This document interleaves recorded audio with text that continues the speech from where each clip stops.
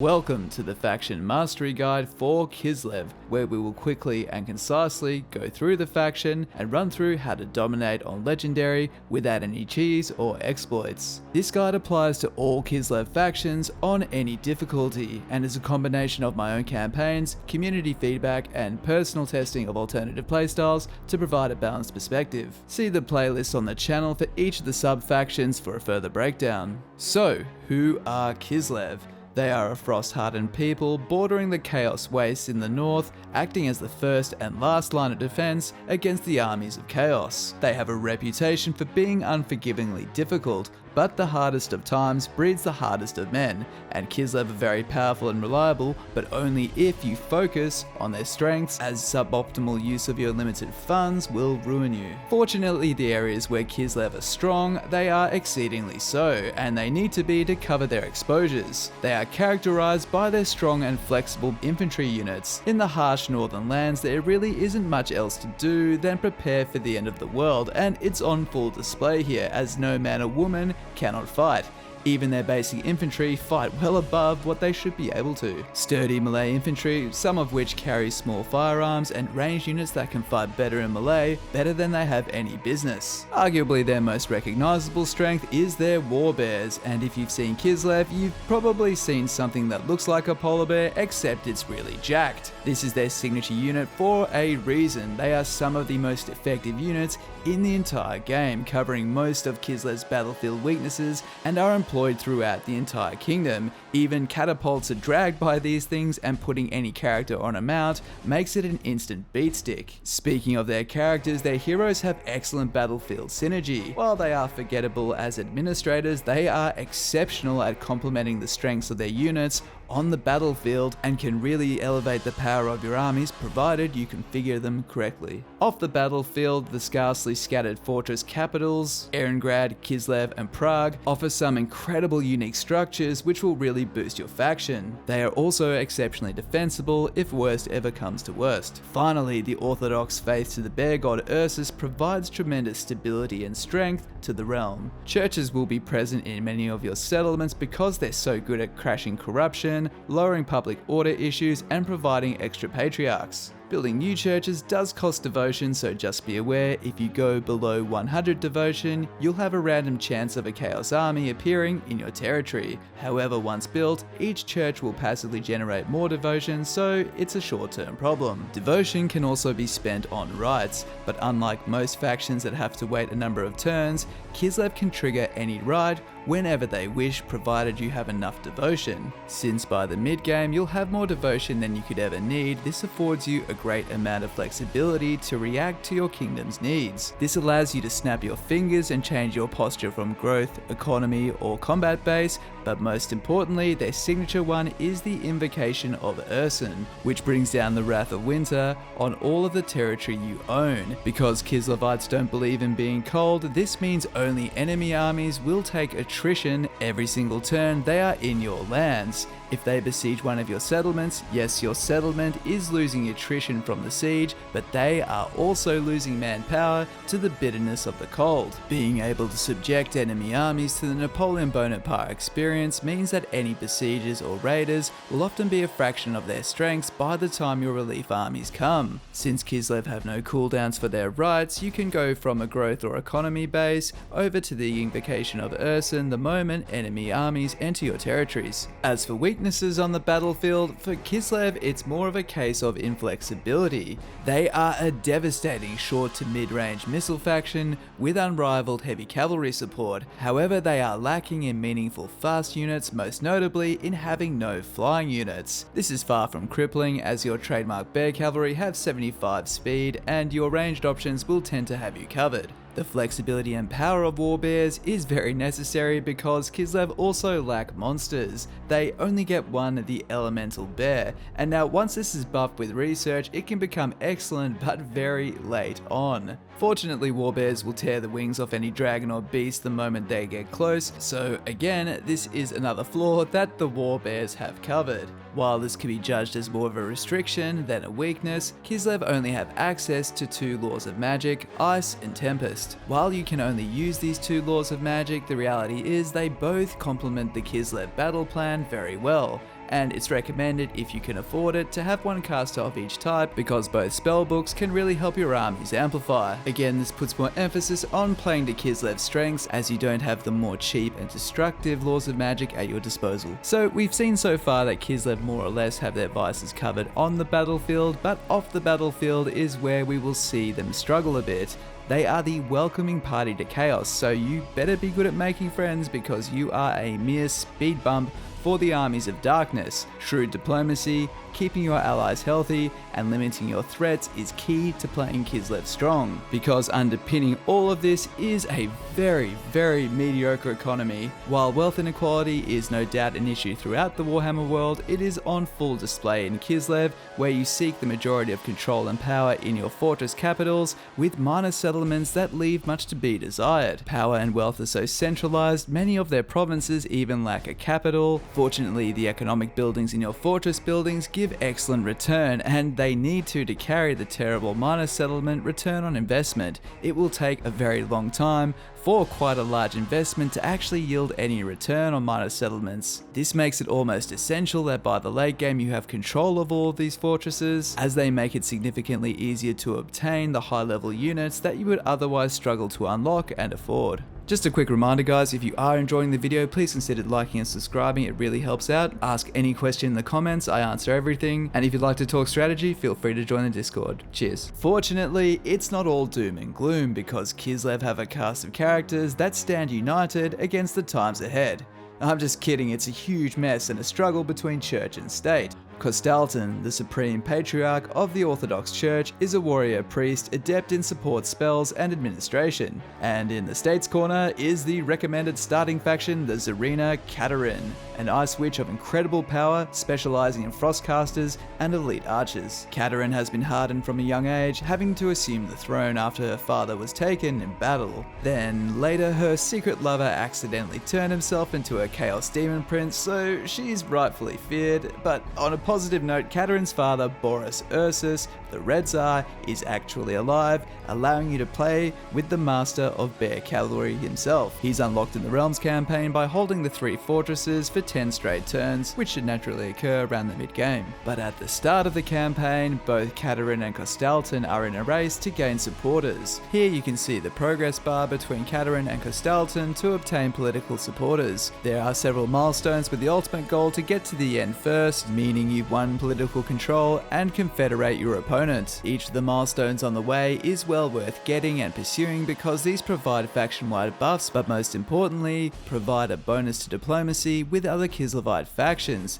This means you won't need to gift them to stop attacking you, and they will ultimately confederate with you, allowing you to focus on everyone else who's trying to kill you. Regardless of who you start with, you will begin at war with another Kislev faction, so your opening moves should be centered around destroying them as soon as possible, because any battle against a Kislevite army will cost you 2 supporters each and every time. Once you've wiped out this initial opponent and secured your province, you can now focus on building up supporters by targeting anyone else that's not Kislev and gaining a bonus for chaos battles. If other Kislevite factions are starting to turn negative towards you, just give them a couple of gifts, win the first couple of supporter races, and this will start to turn positive very quickly and they will be begging you for agreements. I'll also mention here, not only should you avoid attacking Kislev, you should also avoid attacking the Empire. Even the minor factions make great trade partners, military allies, and will ultimately be confederated by the Empire, your greatest ally. If they're fighting amongst each other, just stick with a regular trade deal. This will not endear you to either side too much, and then you'll ultimately be backed by the winner. Attacking human factions really is wasteful, really distracts you from the multitude of threats you have in other directions, which is where you should be expanding. Keeping the Empire strong is in your interest, and other Kislev factions you may as well leave to spend their money to develop their own provinces so you can confederate them later. Getting these supporter milestones is absolutely key to minimizing your number of engagements. Money to fund your military is quite limited, so the best solution is to limit your number of wars and flanks by having less of them and on your own terms. So we know how to stop losing supporters, but how do we gain them? Well, the best answer to that is churches. The Kislev church building line is just amazing. It can help stabilize public order, degrade corruption, and at level 2, it will give you an extra Patriarch, more on that later. In the early game, the majority of your minor settlements should contain churches. Keeping in mind it's better to have multiples of tier 2 churches rather than just a few tier 3 churches. Once you've reached the mid game and you've completed the supporter quest, tier 3 churches are largely not useful at all. By then you should be stabilized and you only needed tier 2 to increase your Patriarch cap. Aside from the passive supporters that you gain from your churches, you can also increase your supporters by invoking the various invocations. The Motherland Rite of Patriach is the best in the early game. Not only does it provide growth, which you will want to build yourself up, it also gives you +1 supporter for every time a character gains a level. You can lever this to your advantage by putting a couple of Patriarchs and a Frost Maiden in your main army, giving you 4 chances to level up and gain additional supporters. By triggering these rites when they're most profitable and continually building churches throughout your expanding empire, you should have no trouble winning the supporters race. While it's not possible to declare war on your political opponent, you should actually be keeping an eye on them and making sure they don't get wrecked too hard, because their lands will ultimately be yours and you want them in the best condition possible by the time you complete the supporters challenge. Kislev factions outside of Kostaltyn or Katarin can allocate their own supporters to help their preferred candidate win. Simply back the one you like more or the one you think you'll be able to confederate with later. Now we're going to understand the civil and military progression as Kislev in my regular format, which goes from tier 1 to tier 5, which will unfold as the natural story to your campaign. At tier 1, for all the aforementioned reasons, minor settlements should always have a church and also a marketplace, which will increase the wealth as well as stability of your empire. Your economy needs all it can get, so every tier 1 market you can build will really assist you. Unless there's a unique resource building, you should always build that church to help your race for supporters, as well as provide more Patriarchs, which we will get into as being a huge source of Kislev's power. Moving over to military, your early armies can almost entirely be comprised of Kossars, which are trusty with their brilliant range and can still brawl with the best of them, and definitely better than any tier 1 unit has the right. Even until the mid game, Kossars will still feature in several of your armies. Well, that's partly because you're so poor, but the hardiness of the average vodka raging Kislevite is something that is truly long lasting. They also come in a spear variant, which you should only ever use if you know you're about to face a lot of large creatures, because the regular variant is both cheaper and better against most other enemies, especially the ones you'll be facing in the early game. The stats and anti-large ability of the spear version just simply won't cut it against most of the flanking enemies that you'll be facing. You need something a bit heavier. So this is why in at least one of your settlements you should have a barracks so you can build armored Kossars. It is far more cost effective to forget about giving your regular Kossar spears, saving money to make them a bare bones core to your early armies. Instead, invest that money into having between 2 and 4 armored Kossars on each flank. These guys are more than enough. Sporting an extra 80 armor, better melee, and an extra vodka flask, these guys have the staying power and are well worth your money. They may not be anti-large, but they can definitely hold, and they have a small gunpowder attack to boot. While armored Kossars with spears can be excellent under the right circumstances, the far more flexible option is the regular one, which sports a shield which will block 55% of all ammunition, and this is a rare thing on Kossars. If you feel your humble Kossar archers are getting overwhelmed, just simply 2 or 3 units of these to screen, unleash gunfire, and then tie up enemy units is going to be enough to make them feel relevant much longer.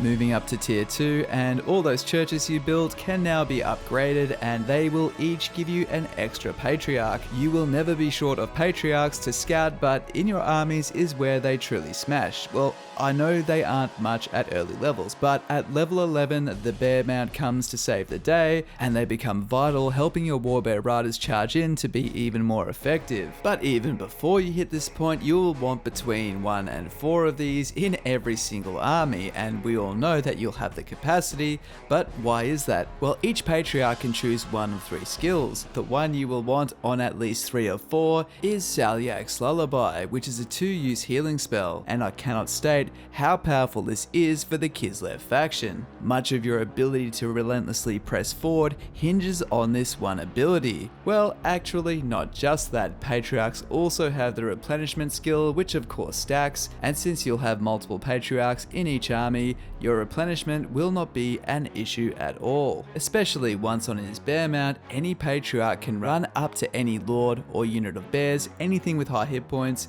and cast Patriach's Blessing, helping them to live for longer. Normally healing has its limitations because it can't resurrect dead units, but here's where Warbears come in. Because they have so many hit points per model, you will be able to continually heal them up, so having one Patriarch accompany maybe 2 or 3 units of Warbears is an excellent combination. An effective late game army will have a fire base of archers and gunpowder, but on each flank you can have a Patriarch with its own 2 or 3 Warbear contingent able to take the flanks. Because the one vice of the bear units is they actually require a degree of skill to use, especially on characters. Because they are such large mass, they can get caught in large groups of enemy infantry and they can really struggle to get free. Because they're so big, they will get hit a lot and they're not invincible, they will eventually go down. So make sure your bears are always running forward.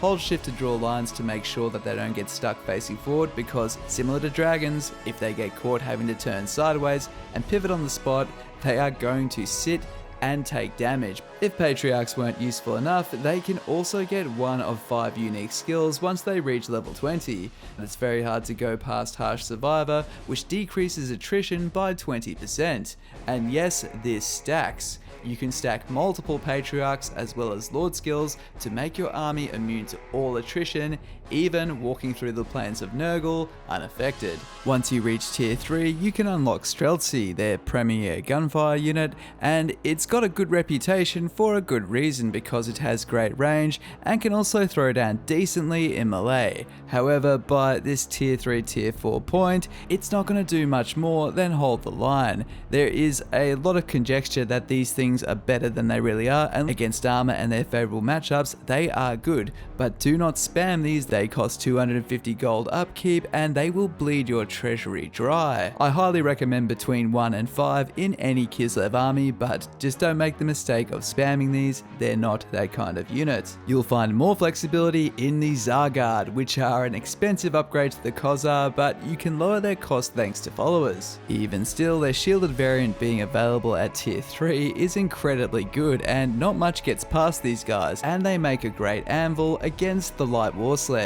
a very powerful and fast chariot style unit with an onboard rifle that can put some serious AP damage onto monsters and characters. Upgrade this building at tier 4, which is one you will want at most of your major settlements because it increases global recruitment by 1, and this stacks. So come the late game, Kislev are among the best at mustering powerful armies anywhere in at no time at all. At tier 4, most of the mobile options are completely outshined by the signature unit in the faction, yes, the Warbear Cavalry. A unit so good that you'll have the useless tier 3 building ready just to upgrade to get these on the field as soon as you can. As previously mentioned, the Warbear Cavalry are high AP, anti-large, and pretty much answer any of the shortcomings Kislev have. Even in the most balanced army, you will want between 2 and 6 of these because they're so good, especially when buffed correctly with Patriarchs. At this point you can also unlock Ice Guard, which serve as a great range unit, not really because of the damage they do, but because they deliver frostbite, decreasing the enemy movement by 30%. A couple of these sitting behind your gun line can really help the rest of your army do its work. If you have the money, you may as well take their better halberd variant, but really these shouldn't be seeing melee combat at all. So now we're finally seeing the Kislev game plan come together. A resilient front line, protecting potent arrows and gunfires, controlled by devastating bear cavalry, but there's one thing missing: frost magic. Ice and Tempest magic are the 2 schools, and they both had their own uses. You can benefit by having a caster of each type in your army, for example, having a lord that is an ice witch with one school and then a nice maiden hero of the other. The Law of Ice can help slow enemies with its signature ice sheet, slowing down a massive area, allowing your missiles to do their work. Once they're cooped up between your infantry and cavalry, it's time to cast Heart of Winter, keep enemies pinned in this area as the storm worsens and watch them crumble to frostbite. The Law of Tempest deals more damage at lower levels, making it quite appealing due to its bombardment and biting wind spells. It does have some high damage late game options like Blizzard, but they do come at a heavy cost. The biggest catch Kislev have with their ice casters is they are in short supply and require rigorous training.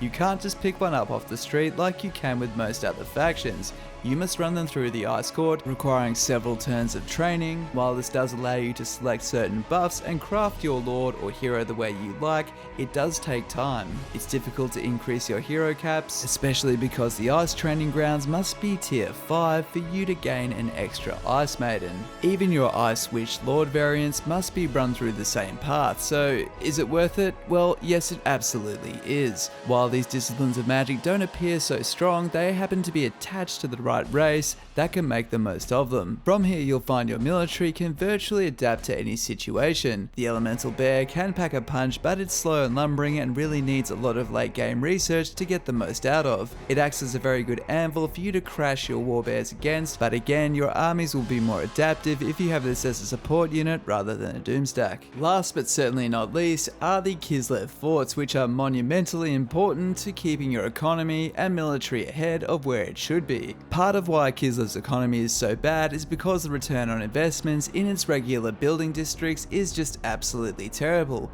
However, forts are the exception to this. They have different unique building lines, and you'll even see by upgrading the market chains, much faster returns, quicker. Focusing on economy and the unique buildings here will really benefit you in the long term. Prague allows for tier 3 infantry very quickly and goes a long way to helping you raise doom stacks anywhere on the map. Kislev can recruit elite infantry with global upkeep reductions to Bears and Ice Guard, and Erengrad is a wealthy port, giving even more Frost Maidens and trade to your empire. As you conquer more provinces, you will get access to Adamans to act as governors over your holdings. They are excellent to increase the growth and wealth of any of your settlements. On the topic of fortresses, defending sieges is one of the best skills you can have as Kislev because you will be attacked a lot. You will often find yourself at odds with the money available, and you will need to defend at the walls themselves, and here Kislev's armies can perform very well. The tier 3 towers deal area of effect damage, setting up at a point where you can hold the enemy against your sturdy infantry. Allowing the towers to bomb winter on them is a really effective strategy.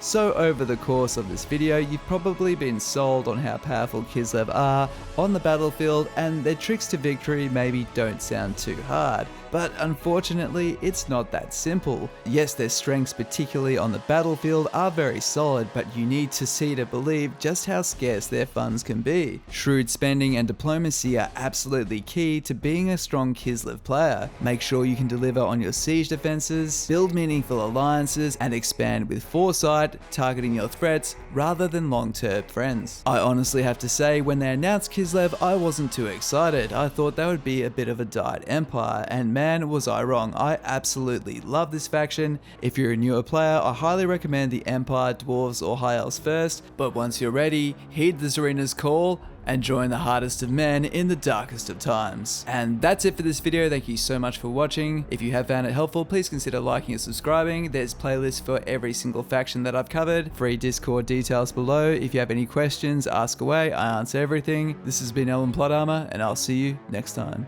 Cheers.